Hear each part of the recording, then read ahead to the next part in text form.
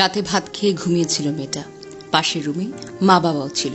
তারপর মধ্যরাতের দিকে মা বাবা জান্নাতি জান্নাতি বলে মেয়েটাকে ডাক দিল। ঘুম থেকে তুলে বলে, একটু বাহিরে বের হয়ে চল। মেয়েটা ঘুম ঘুম চোখে অবাক হয়।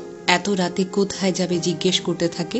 মা বাবা কোনো প্রকার উত্তর না দিয়ে বাহিরে যাওয়ার জন্য জোর করতে থাকে। যেহেতু মা বাবা বলেছে, মেয়েটা কি আর না করতে পারে।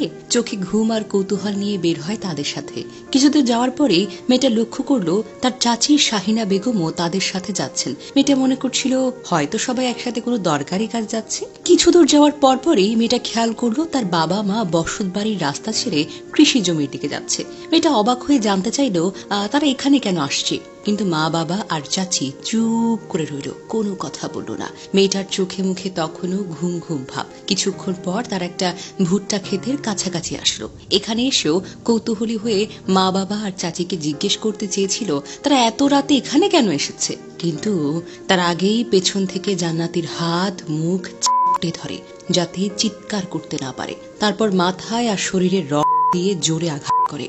মেয়েটা ছুটে দৌড় দিতে চেয়েছিল, কিন্তু আকস্মিক আঘাতের কারণে আর তো পারে না। তারপর বাবা মা আর চাচি শাহিনা বেগম নিয়ে দাঁড়িয়ে করতে থাকে মেয়েটিকে। মেয়েটা তখন অনেকটাই নিস্তেজ, তীব্র যন্ত্রণায় গুঙ্গাচ্ছিল শুধু। তিনজন মিলে অনবরত থাকে মেয়েটিকে। চারিদিকে যেন রক্ত ছড়িয়ে পড়ে। অতঃপর মেয়েটা সেখানেই মারা যায়। পূর্ব পরিকল্পনায় অংশ হিসেবে বাবা মা এবং চাচি মিলে মেয়েটাকে মেরে ওই ভুট্টা ক্ষেতের মধ্যেই চলে রেখে এসে গেছে। এই ঘটনা হলো শনিবারের। পরদিন সকালে স্থানীয় কৃষকেরা যখন জমিতে কাজ করতে যায়, তখন সেখানে জান্নাতির লাশ দেখতে পায়। লাশ দেখতে পেয়ে খোঁজ দেয় বাবা মাকে। তারা এসে এতক্ষণ কান্নাকাটির নাটক করে যাতে কেউ বুঝতে না পারে। তারপর মেয়ের চাচা বাবা মা মিলে প্রতিবেশী 27 জনের নামে মামলা করে। তারপর পুলিশ তাৎক্ষণিক সেই প্রতিবেশীদের আটক করে জিজ্ঞাসাবাদ শুরু করে। পুলিশ কিছুতেই সুরাহা করতে পারছিল না, সবাই অস্বীকার করছিল। পুলিশ আরো জোর করে জিজ্ঞাসাবাদ করে, কিন্তু কোনো কাজ হলো না।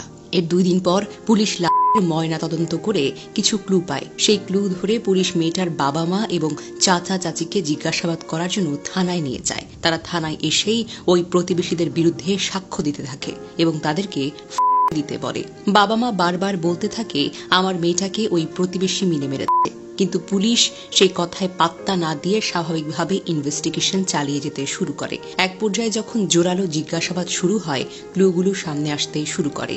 তখন চাচি শাহিনা বেগম পুলিশের কাছে স্বীকার করে ফেলে তারাই মেয়েটাকে শনিবার রাতে মেরেছে। বাবা মা তখনও অস্বীকার করছিল, কিন্তু চাচি শাহিনা বেগমের স্বীকারোক্তির পর বাবা মা বুঝে যায় বাঁচার তো আর কোনো পথ নেই। তারপর মেয়েটার বাবা জাহিদুল ইসলাম ও মা মোর্শেদা বেগম স্বীকার করে 3 জন মিলে নির্মমভাবে মেয়েটাকে মেরেছে। তারপর মায়ের কারণ জিজ্ঞেস করায় তারা জানায় প্রতিপক্ষ প্রতিবেশীদের ফাঁসাতেই তারা নিজ মেয়েকে মেরেছে।